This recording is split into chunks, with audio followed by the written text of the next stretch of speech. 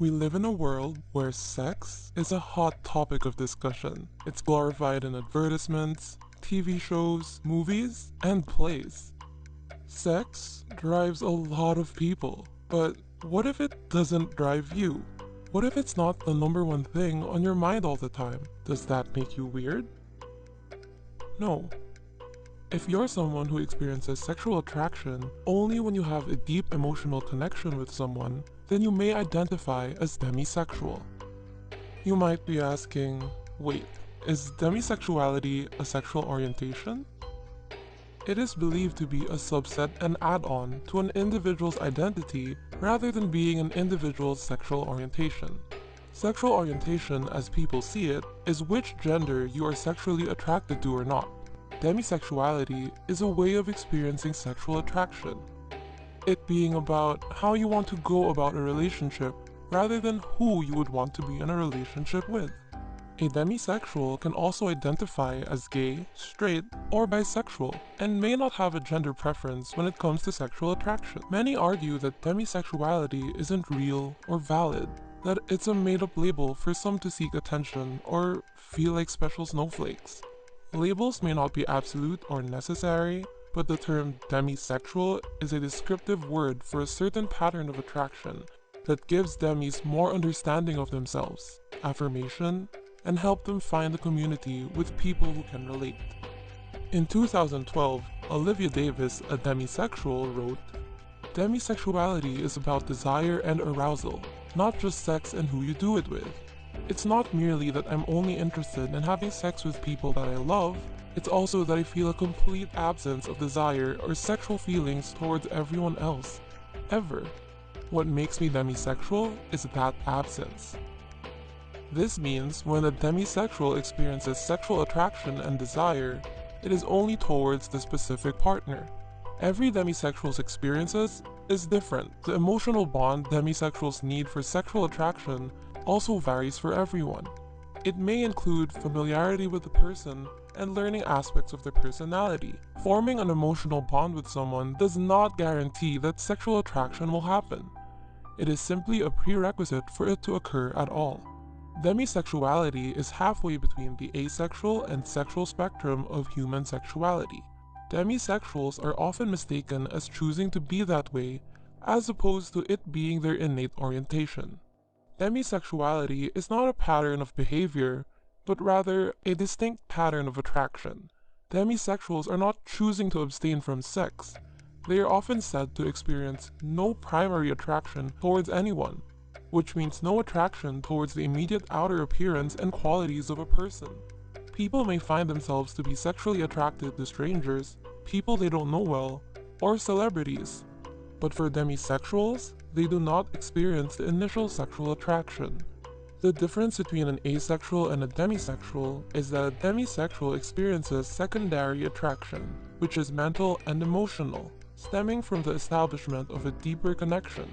They may feel sexual attraction after getting to know someone on a deeper level, and discovering that others value them for their intelligence, wit, heart, or any other attributes unrelated to looks. People who don't really understand demisexuality may label those who show little interest in sex as a prude or something similar like shy or someone afraid of intimacy.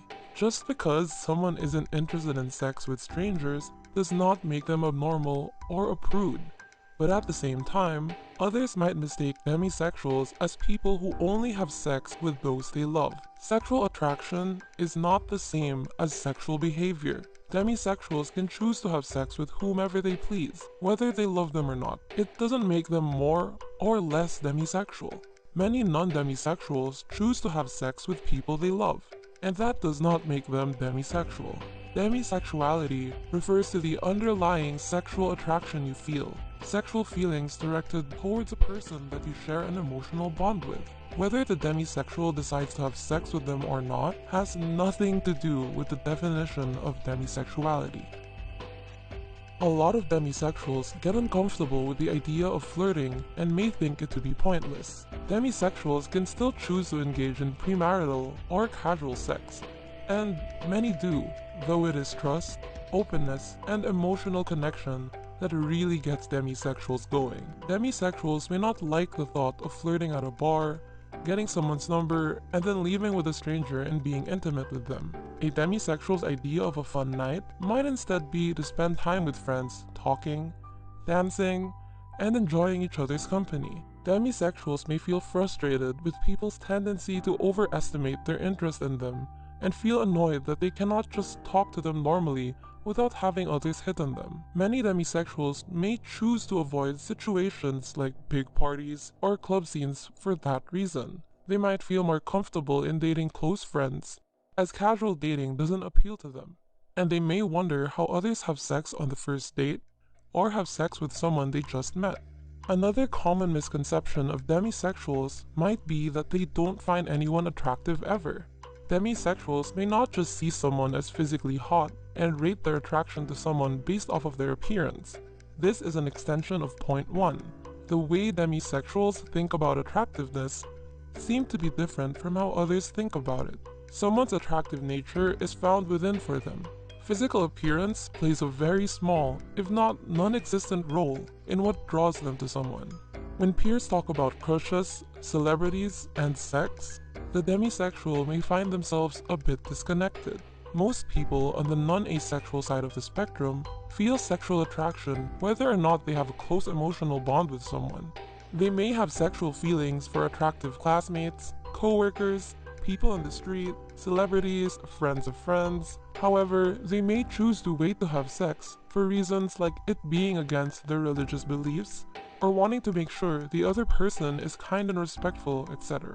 It's different for demis. They won't start out with these sexual feelings at all. They'd have to know more about the other person to feel like there is a deeper level of connection. Everyone has their individualized experiences, making us different and unique. Demisexuality is only one subset of an individual's identity. If a term helps others understand themselves better and does no harm to anyone else, it is as valid as it needs to be. If you'd rather ditch labels and just be yourself, all the more power to you. Whether or not you identify as a demisexual, we ask you to keep an open mind. Allow others to be themselves and bring their full selves with them everywhere they go. We're all human, and whatever we feel or do not feel is valid. Thank you for watching. Let us know in the comments if you have heard of demisexuality before. Did you learn something new?